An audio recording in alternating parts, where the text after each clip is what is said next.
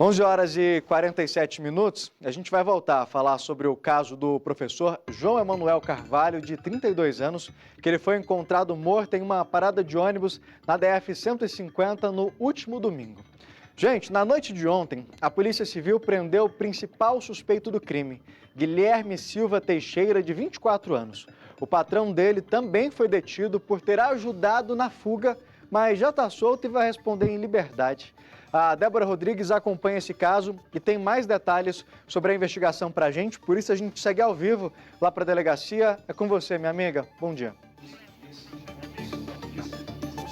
Bom dia, Maico, para você e também para quem nos acompanha. Pois é, este homem, o autor desse crime, o Guilherme, de 24 anos, foi preso em flagrante ontem à noite pela Polícia Civil, aqui de Sobradinho, a 35ª Delegacia de Polícia, e foi preso, ontem à noite. Vai responder por homicídio, por homicídio duplamente qualificado, tá? Quem está aqui ao meu lado é o Dr. Ricardo Viana, que explica mais os detalhes desse caso, mas para o pessoal de casa já compreender, no momento em que este homem foi preso, foi preso ali pela Polícia Civil, mas o caso aconteceu no domingo de manhã, quando o professor, o João estava ali na parada de ônibus, foi para casa, tinha voltado de um lugar, estava em casa, deixou a mochila e o telefone lá na casa e seguiu ali em direção à parada de ônibus que fica em frente à casa dele.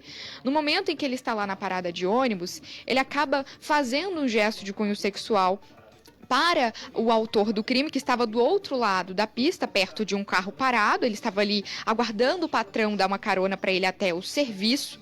Este homem, o autor do crime, não gostou, desse gesto de cunho sexual, acabou ficando com raiva, infelizmente agrediu este homem, o professor que infelizmente faleceu. Doutor, como é que aconteceu o momento em que este homem agrediu esse professor?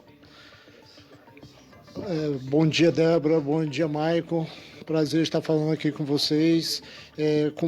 Como você relatou, nós tivemos ciência desse crime na manhã do domingo, dia 4, um crime hediondo, muito triste aqui na nossa comunidade.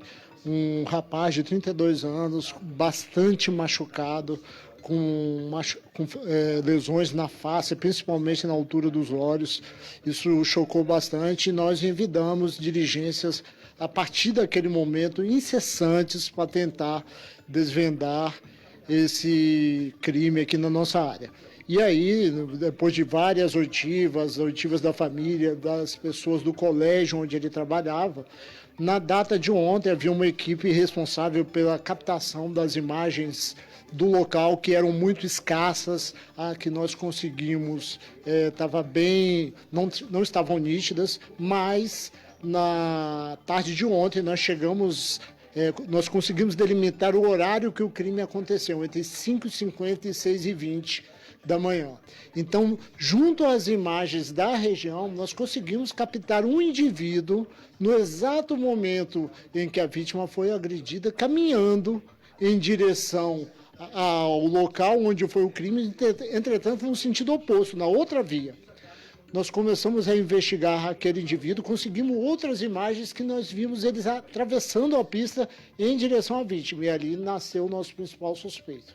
Nós conseguimos identificar o carro que ele se deslocava em direção ao trabalho, e a partir daí nós começamos a diligenciar e a observar o local de onde aquele carro saiu. E na noite de ontem nós conseguimos flagrar os dois, quer dizer, o condutor do veículo, que seria o patrão do autor, e o autor, o qual estava voltando do trabalho.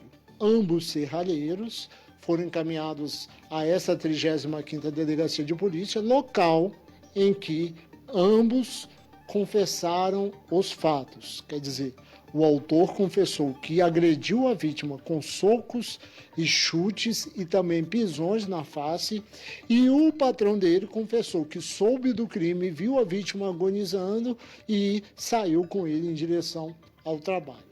O rapaz, o autor, de 24 anos, foi autuado em flagrante, como você relatou, no homicídio duplamente qualificado, e o patrão dele no crime de favorecimento pessoal, que é um crime de menor potencial ofensivo, por ter dado fuga a ele do local do crime, e o patrão foi liberado logo em seguida e o autor foi encaminhado à carceragem da Polícia Civil, onde passará por audiência de custódia. Cabe-se relatar o seguinte, Maicon e quem esteja nos ouvindo. Essa versão é a versão do autor. Ele foi interrogado e contou a interpretação dele que ele teve sobre a conduta da vítima. Como a vítima faleceu e era um horário no início da manhã que nós não temos testemunho, então a versão dele é a que nós estamos trabalhando nesse momento. Então, Maicon, para o pessoal de casa compreender, como é que os bombeiros chegaram até a vítima? Porque no momento em que o patrão, né, do autor, chega ali, vê a vítima agonizando no chão, um detalhe, os três eram vizinhos, moravam perto. Eles não se conheciam, mas moravam todos ali perto, ali na região de Sobradinho, ali pertinho da DF-150. E aí, quando o patrão viu o homem agonizando ali, todo machucado, rosto machucado, ele ligou para a esposa e falou para a esposa ligar para o corpo de bombeiros. E fugiu ali com o autor do crime, seguiu, foram trabalhar normalmente. A esposa, de fato, ligou para o corpo de bombeiros, né? Foi o momento em que, por volta de 6h30, o corpo de bombeiros chegou. Infelizmente, a vítima já estava sem vida. Um detalhe importante: o autor desse crime, né, machucou bastante o rosto dele, deu pisões que tinha uma marca de sandália no rosto da vítima, de tão agressivo que ele estava. E tudo isso aconteceu porque a vítima estava na parada de ônibus, do outro lado da pista estava o autor do crime. A vítima fez ali um gesto ali de punho sexual. O autor inicialmente não tinha entendido, pensou que a vítima estava pedindo um baseado e até tentaram se comunicar. Como estavam longe um do outro, né, não falaram exatamente, estavam tentando se comunicar. O autor pensava que a vítima tinha pedido um baseado. Depois que o autor foi entender que, na verdade, a vítima tinha feito ali um gesto sexual. Como o delegado informou, essa é a versão do autor. Infelizmente, o delegado não pôde mais ouvir a vítima, que infelizmente faleceu, né? E aí foi o momento, então, que esse autor saiu do outro lado da pista, atravessou, foi até a parada de ônibus e começou a agredir esse autor. Agora, delegado, este homem tem passagem pela polícia?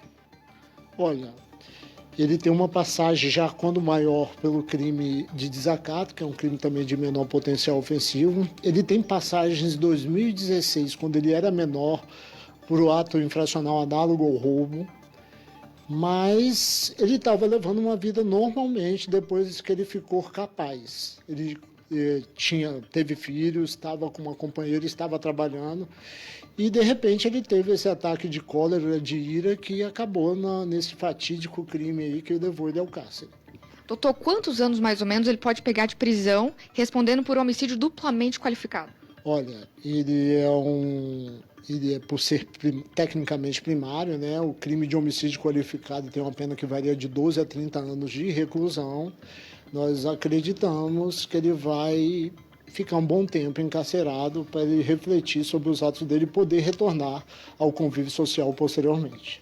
Agora, o corpo da vítima, doutor, já foi levado para o Piauí, porque, para o pessoal de casa entender, a vítima, né, o professor João, ele era do Piauí, inclusive, filho de um vice-prefeito de um município do Piauí. O corpo, conversei ontem com a família, seria levado, né, aqui de Brasília para o Piauí, onde seria velado ali na casa da avó. A mãe dele mora na França, então vários parentes estavam se encaminhando dos demais estados, de fora do Brasil, ali para o Piauí. O senhor sabe se ele já foi enterrado, doutor?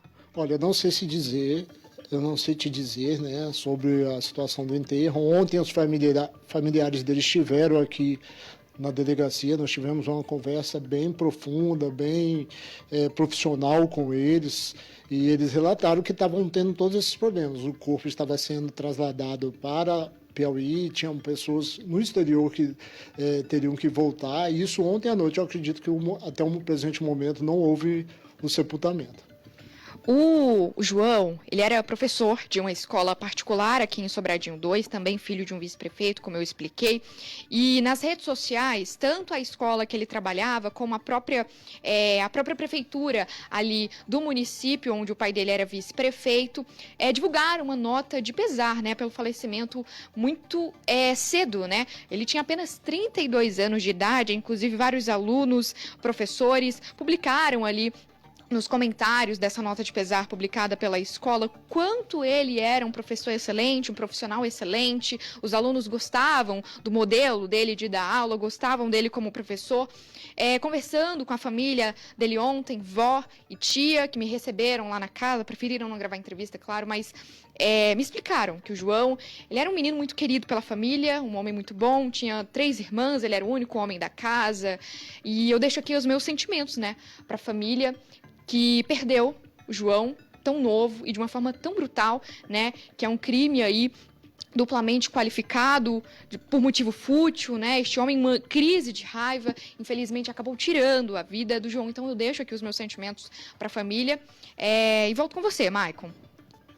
Débora, eu estendo esses cumprimentos em nome do SBT, porque assim, quanto mais a gente ouve essa história, agradeço também ao Dr. Ricardo por estar aqui com a gente esclarecendo, quanto mais a gente ouve detalhes dessa história, pior fica a situação, mais angustiado, mais revoltado eu fico com isso. Me chama a atenção, doutor, o senhor me contar que o patrão, ele chega ali no ponto, ele presencia a vítima agonizando e eles seguem para trabalhar como se nada tivesse acontecido. Aí depois, tem um certo remorso, talvez, que ele liga para essa companheira e pede para pedir socorro, mas eles deixam a vítima agonizando e seguem a vida normal, eles chegam a trabalhar, essa era a intenção, seguir como se realmente nada tivesse acontecido? Michael, essa situação também surpreendeu a gente. Inclusive, eles trabalharam tanto no domingo como na segunda-feira, ontem, antes de serem presos. É uma situação bem... que deixou a gente assim bem perplexo com a frieza deles.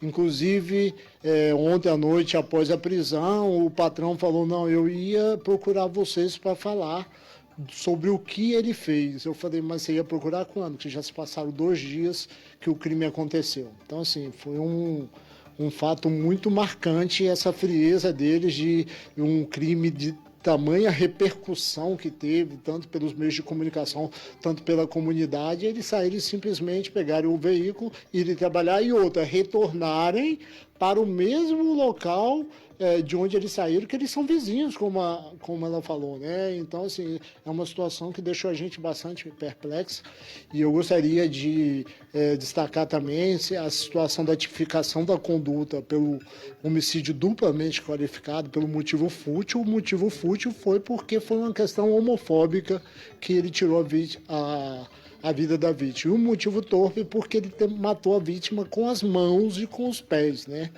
Foram várias agressões que deixou a vítima naquele estado lá que acabou falecendo em decorrência das lesões.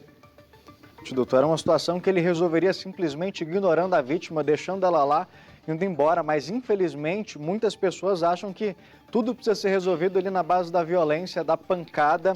Eu quero aproveitar esse caso aqui, doutor, para fazer um adendo até agora na situação do patrão.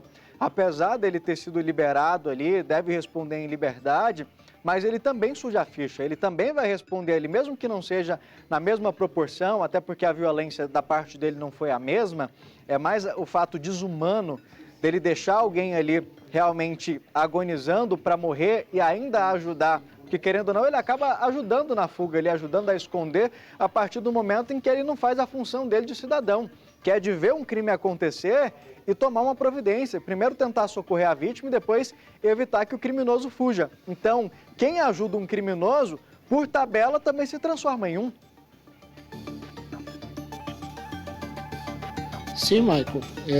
Apesar eu acredito que a sanção é até desproporcional, né? No caso desse crime, o favorecimento pessoal, quer dizer, ele deu a fuga ao criminoso. É um crime de menor potencial ofensivo, então ele foi liberado por questões legais e nós chegamos a analisar a hipótese da omissão de socorro dele, porque ele poderia ter prestado socorro, mas o fato dele ter comunicado à esposa para comunicar, para solicitar o corpo de bombeiro, nós entendemos que eximiu essa situação da omissão de socorro. Mas ele vai responder por isso, tá? E como você falou, ele vai ficar um trabalhador que vai ficar com a ficha suja no âmbito criminal. Que sirva de exemplo. Agora eu quero aproveitar, doutor, para parabenizar a Polícia Civil, os agentes do senhor pelo trabalho, até porque, Netinho, se a gente tiver imagens lá do local, coloca para a gente, por favor, do ponto de ônibus, uma área mais distante, difícil ali até de se conseguir testemunhas, até porque as pessoas que moravam ali perto eram os envolvidos no caso, era quem estava envolvido ali, ó. Um ponto de ônibus completamente ermo, afastado, câmera de segurança de difícil acesso, mas a polícia trabalhou e conseguiu localizar essas câmeras e trouxe uma resposta significativamente rápida. Mas um trabalho sem parar ali, né, delegado? Os agentes indo em busca de câmeras, de informações, atrás de quem ligou para o bombeiro, até conseguir chegar nos responsáveis. Maico, esse é o trabalho da nossa Polícia Civil do Distrito Federal, uma excelência de investigação, um serviço de diligências incessantes, foram mais de 48 horas na rua, garimpando, até que nós chegamos na tarde de ontem aos autores. Esse é o trabalho da nossa polícia. A gente, infelizmente, conversando com a mãe, com os familiares da vítima ontem, nós colocamos essa situação. Infelizmente, nós não conseguimos trazer o João de volta, mas a resposta do Estado foi eficiente e em 48 horas nós conseguimos prender os autores e encaminhá-los aos braços da Justiça. 12:03, para você que está chegando agora no SBT Brasília, a Polícia Civil conseguiu resolver o caso ali do professor que foi encontrado morto em uma parada de ônibus e conseguiu prender Guilherme Teixeira como o autor dessas agressões. A gente está conversando com o delegado responsável, o doutor Ricardo Viana, que explicando para a gente o que teria motivado. Claro, nada vai justificar, a Débora também está por dentro desse caso desde os primeiros momentos, mas Débora, toda essa violência, essa brutalidade, ela teria sido motivada por um sinal, por uma tentativa ali de aproximação. Como é que foi essa história? Maicon, a vítima estava ali na parada, tinha acabado de chegar em casa, deixou a mochila e o celular em casa, estava ali no local da parada, muito cedo, né, por volta de 5 e pouquinho da manhã, e aí ele viu o autor do crime do outro lado da pista. Lembrando que ali na DF-150 é uma pista indo e uma voltando, né? Então, do outro lado da pista, ele visualizou o autor do crime, né? Estava ali com uma blusa branca, né, em tals. E no momento em que ele visualiza este homem, ele faz um gesto de punho sexual, né? Ele talvez foi atraído por este homem, não sei, infelizmente o João não pôde contar o relato dele. E no momento que ele faz esse gesto, o autor do crime que estava do outro lado tentou entender o que tinha acontecido, né? Tentou entender que gesto foi aquele que o João tinha feito. Ele chegou a pensar que o João queria um baseado, né? Pelo gesto ali da mão, pensou que ele queria um baseado. E aí ficou por isso mesmo. Ele ficou ali há um tempinho ainda do outro lado, e depois que ele foi entender o que o João tinha feito, que gesto era esse que o João tinha feito. E aí, em determinado momento, ele que estava do outro lado, atravessa a pista, chega na parada e começa a agredir o João. O João, aparentemente, pelo que o delegado falou, não reagiu. Ele já cai no chão, então o autor começa ali a chutar, dá vários chutes no rosto. Quando a polícia chegou, né, e começou a fazer a perícia, o João estava com vários machucados no rosto, inclusive na região dos olhos. A forma como o autor desse crime, o Guilherme, agrediu este homem foi de forma tão agressiva que ainda tinha a marca da chinela dele no rosto da vítima. Brutamente, né? A gente está falando de um caso de um homem que matou a vítima com as próprias mãos. As agressões, elas foram tão intensas que, infelizmente, a vítima faleceu no local sem ajuda, antes da equipe dos bombeiros chegar, né? Quando a equipe chegou, infelizmente, o João já estava sem vida. E aí, quando a polícia chegou para fazer a perícia ali no local, aparentemente, eles pensavam que tinha sido um acidente de carro, né? Alguém tinha atropelado o João. Mas na perícia, descobriram que não. As lesões não mostravam que alguém tinha atropelado o João. Mostrava que ele tinha sido agredido. E aí, quando este homem, infelizmente, é agredido, né? Ele não resiste aos ferimentos, fica ali agonizando na pista. O patrão do autor chega lá no local, vira o corpo do João, vê ele agonizando, mantém ele lá, sai dirigindo o carro com o autor do crime dentro e foge. É o momento que ele liga para a esposa e fala, liga para os bombeiros, tem um homem aqui agonizando. aqui na parada. E um detalhe, os 3 homens, o patrão, o autor e a vítima, eram vizinhos, moravam todo mundo ali muito perto. Eles não se conheciam, de acordo com o delegado, mas de acordo com a Polícia Civil, uma motivação ali homofóbica deste homem, né, acabou tirando a vítima do João. A gente está falando de um caso muito sério, porque este homem faleceu, foi agredido. E a gente precisa entender que existe ainda dentro da nossa sociedade pessoas que fazem esse tipo de coisa. Precisa haver respeito, né? Respeito pelas pessoas, porque infelizmente, pela falta de respeito do autor, alguém faleceu. Mais uma família no Brasil perdeu um parente. E mais uma pessoa vai passar anos na cadeia por um motivo fútil. Vai responder por homicídio duplamente qualificado.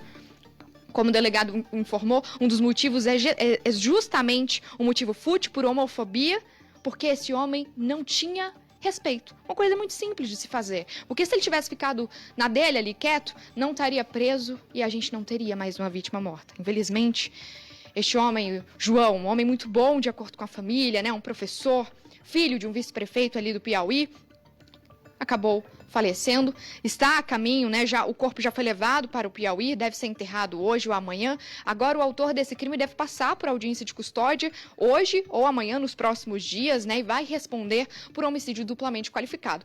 O patrão dele, que ajudou ele na fuga, também vai responder por isso, já está, infelizmente, com a ficha suja, né? Por ter ajudado este homem a fugir desse crime. E ainda mais por ele ter visto o corpo, ter virado o corpo do homem, visto que ele tinha visto, né? Que ele estava ali agonizando. Infelizmente, esse crime aconteceu por um motivo tão fútil, né? Foi um crime tão brutal, por um motivo tão besta. Me faltam até palavras, viu, Débora? Obrigado pela sua participação.